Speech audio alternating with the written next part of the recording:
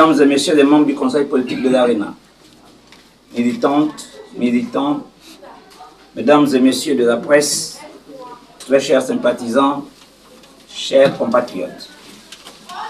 Le 18 août 2023, le Conseil politique de l'Alliance pour la Renaissance nationale, fort de 2/3 de ses membres, convoqua conformément au statut de notre formation politique qui dispose, en son article 18, entre autres, que le Congrès investit le candidat soutenu par l'ARENA à l'élection présidentielle de la République.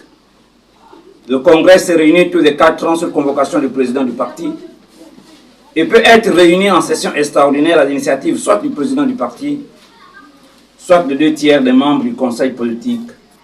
Dans ce cas, le Conseil politique décide des modalités et des délais d'organisation du Congrès extraordinaire. L'ordre du jour de ces assises fut la gouvernance du parti, le choix du candidat à l'élection présidentielle du 26 août 2023. S'agissant de la gouvernance du parti, compte tenu du bilan jugé négatif de l'ancien président, les congressistes ont procédé par vote au choix du nouveau président du parti. C'est donc depuis ce jour, le jeudi 18 août 2023, que Simplice Ibwanga a été hissé par les militantes et les militants de l'ARENA à la tête de cette formation politique.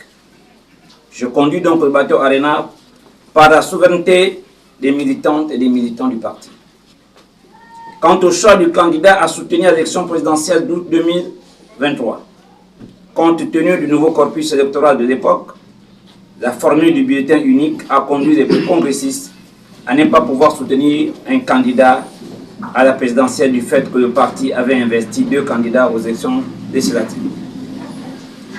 Chers compatriotes, le 5 septembre 2023, par voie du huissier de justice, nous avons déposé au cabinet du secrétaire général du ministre de l'Intérieur, assurant l'intérim du ministre, les conclusions du congrès de l'ARENA tenu le 18 août 2023, conformément à la loi numéro 16/2011 du 14 février 2012, portant modification de la loi numéro 24/96 du 6 juin 2096 à son article 23, relative aux partis politiques qui dispose. Toute modification majeure intervenue au niveau des structures et des programmes d'un parti politique, notamment sur la dénomination des statuts, les règlements intérieurs, le siège, l'emblème ou le logo, des organes dirigeants, dont doit être notifiée pour information au service compétent du ministère de l'Intérieur dans un délai maximum de 15 jours à compter de la date de la modification concernée. Cette notification donne lieu à la délivrance d'un récépissé. Le 14 septembre 2023, après la nomination du ministre de l'Intérieur et de la Sécurité, nous avons une fois de plus déposé les conclusions, y compris les pièces irrélatives du Congrès au cabinet de ce dernier et sollicité par la même occasion, une fois de plus, l'établissement du nouveau récépissé.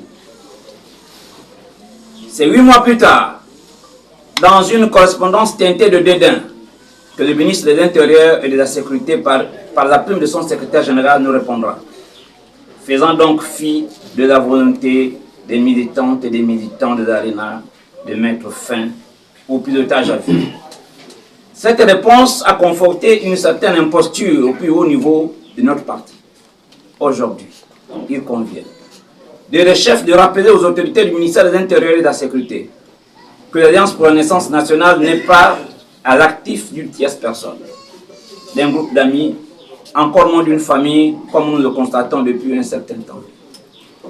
Cette gestion émotionnelle de la situation de notre parti doit prendre fin pour laisser place au droit, aux principes qui régissent les partis politiques en République gabonaise.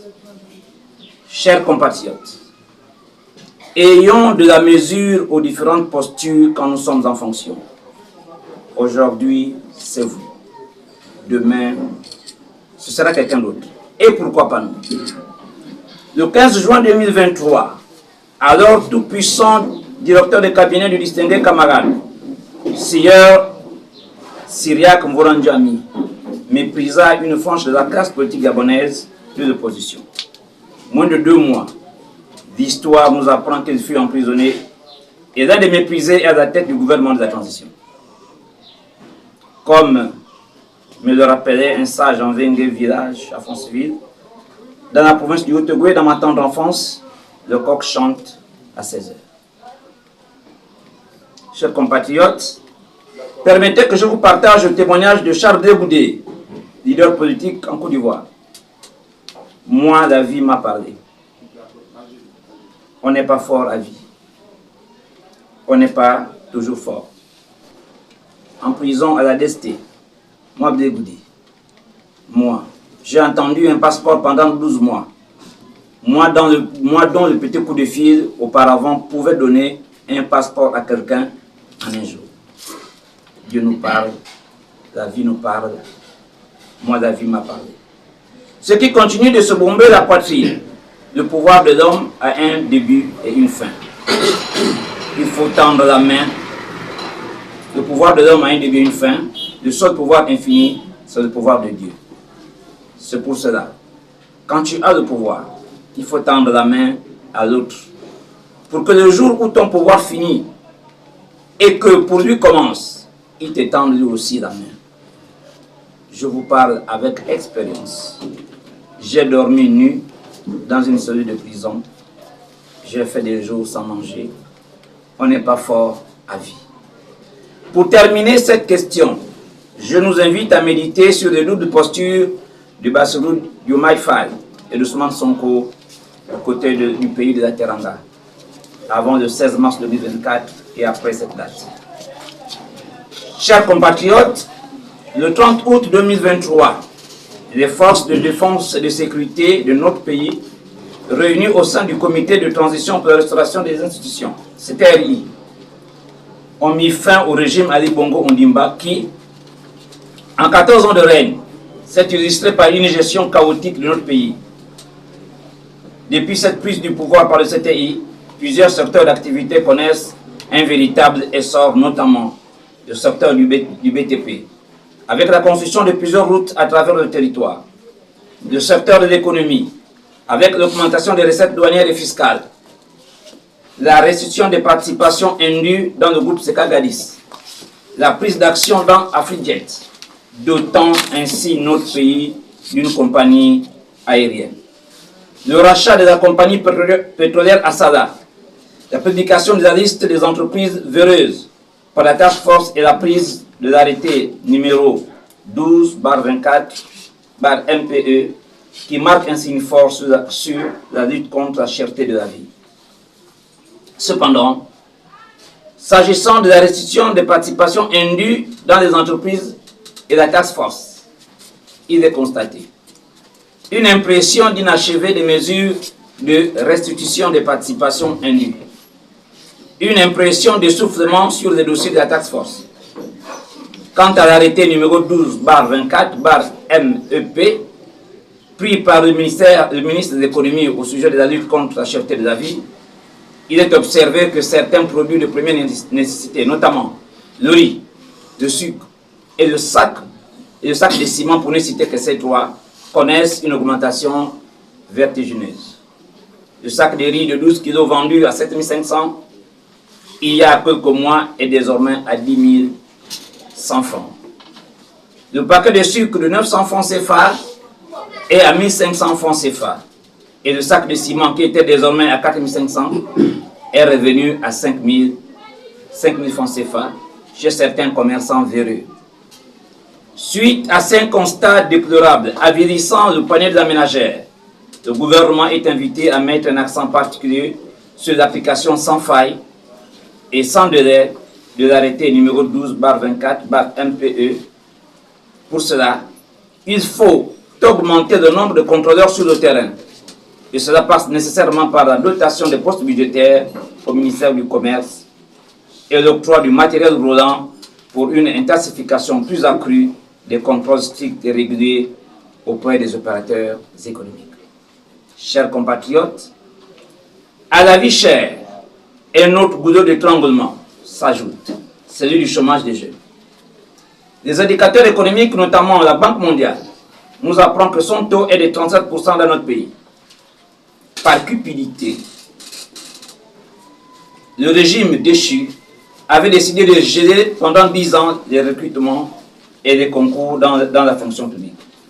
Aujourd'hui, la situation est intenable et ces individus, après avoir tué l'avenir de nombreux compatriotes, viennent donner des leçons de gouvernance au CTRI. Monsieur le Président de la République, votre main tremble.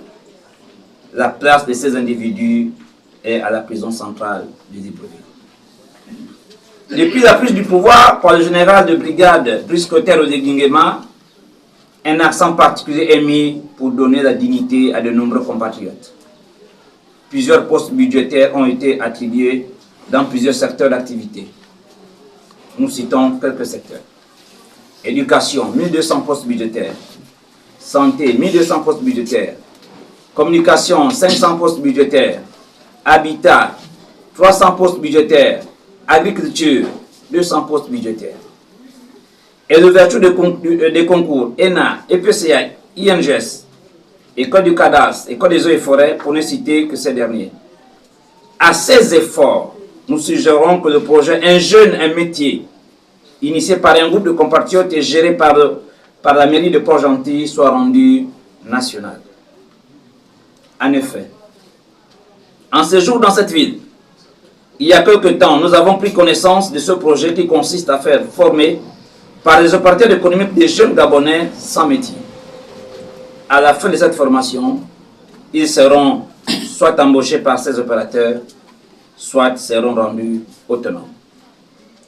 Par ailleurs, depuis le coup de libération, plusieurs milliards de francs CFA ont été récupérés dans les domiciles de plusieurs responsables liés à la famille Ali Bongo Ondimba, notamment Madame Sylvia Bongo Ondimba, Monsieur Noureddin Valentin Bongo Ondimba, Monsieur Park, les frères Oseni et Monsieur Yann Ngoulou et Monsieur Yann Gislain Ngoulou. À ce jour, sauf argument contraire, ce sont les seules personnalités chez qui on a trouvé des fortes sommes d'argent. Et d'ailleurs, la presse en a fait son chagrin. Ali Bongo Ondimba a fait 14 ans au pouvoir. Comment peut-on nous faire croire que ce sont les seuls qui ont amassé malhonnêtement des deniers publics? Si tel est le cas, cela donne l'impression que cette bande de mafieux gérait le pays seul. Or, nous savons qu'en 14 ans, il y a eu des premiers ministres, des membres du gouvernement, des directeurs généraux du budget et du trésor public, pour ne citer que ceux derniers, de tous. Seuls Léon Abel Bunda Balondi et Vincent de Paul Massassa qui sont incarcérés. Les autres, Rouge Carrosse et Nargue du peuple gabonais, ils se sont baignés dans les eaux du Jourdain. Certains, pour ne pas dire le grand nombre, sont promus par le CTRI. Finalement, de qui se moque-t-on? A-t-on besoin d'un siècle pour faire au peuple gabonais le point de cette opération de récupération des fonds dans les mains de ces criminels économiques? Chers compatriotes, au fur et à mesure que la transition prend de l'âge, nous observons que le CTRI se transforme en un Jourdain. Nos bourreaux d'hier, comme Naman, sont lavés et purifiés. Tel un prêtre catholique, le président de la transition absout leur péché pour en faire des nés de nouveau. La transition s'entoure de ces nés de nouveau et installe en même temps la parentocratie, la transformant ainsi en un bal de copains et coquins, ce qui dilue l'effort du 30 août 2023. D'où la question oratoire de plusieurs compatriotes. Le CTRI a-t-il vocation de transformer les institutions de la République ou de perpétuer le système Bongo PDG? Dans la quasi-totalité des provinces, toute la classe dirigeante est issue des cadres du PDG ou des anciens cadres de ce parti. Et cela donne l'impression qu'ils sont les seuls capables de gérer la République. Vous nous diriez sûrement que l'on ne peut bâtir un pays en mettant une expertise connue dans la poubelle. Mais nous vous dirions aussi que notre pays regorge dans tous les secteurs d'activité des cadres capables de vous accompagner dans vos projets qui consistent à donner à notre pays une économie solide et à lui rendre sa dignité volée par ses nés de nouveau. il vous suffit de faire le tour du propriétaire. Un dosage savant de toutes les intelligences est encore possible. Chers compatriotes, nous ne sommes pas des ingrats envers le CTLI. Le Comité pour la transition et la restauration des institutions nous a libérés des griffes du PDG et de ses alliés. Mais de grâce, ne nous ramenez pas dans la situation antérieure, Sodome et Gomorrhe, causée par celle de nouveau transformés en agneaux loups. En dépit de certains griefs, nous avons le devoir de mémoire de vous soutenir, car votre action sacrificielle du 30 août 2023 pour la nation mérite aujourd'hui et demain une reconnaissance éternelle. Chers compatriotes, nous constatons que plusieurs compatriotes se prononcent déjà sur le référendum à venir dans notre pays. L'ARENA et son président invitent les uns et les autres à la prudence. Les positions extrémistes sont en général source de conflits.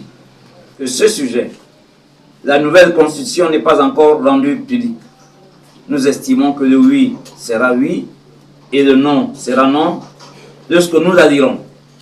Comme aimait dire ma grand-mère, ce sont les mauvaises femmes qui font en sorte que les hommes se mettent à cuisiner. Aux militantes, militants et aux nombreux sympathisants de l'ARENA, notre parti a traversé une tempête, mais comme tout aigle, nous avons survécu à celle-ci. C'est désormais du passé. L'heure est à la mobilisation de troupes. Militantes, militants, très chers sympathisants, ce 13e anniversaire placé sous le sceau de la mobilisation et de la conquête du territoire nous permet aussi de lancer un appel solennel de militantes, aux militants et aux sympathisants qui ont été fragilisés par ces derniers événements malheureux, de regagner la maison des aigles. C'est ensemble que nous sommes forts.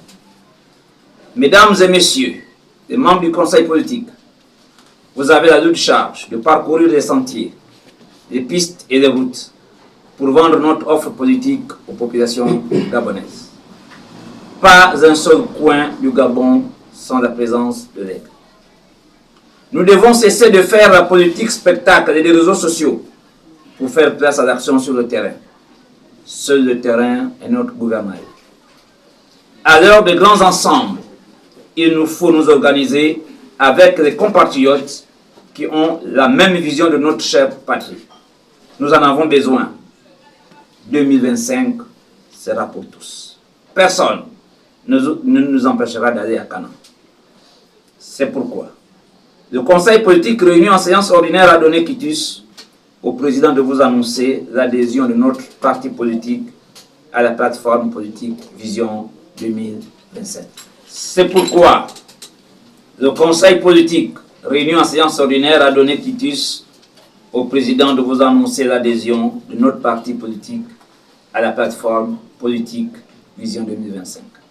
Ensemble, nous comptons travailler, main dans la main, pour l'avenir de notre mère patrie.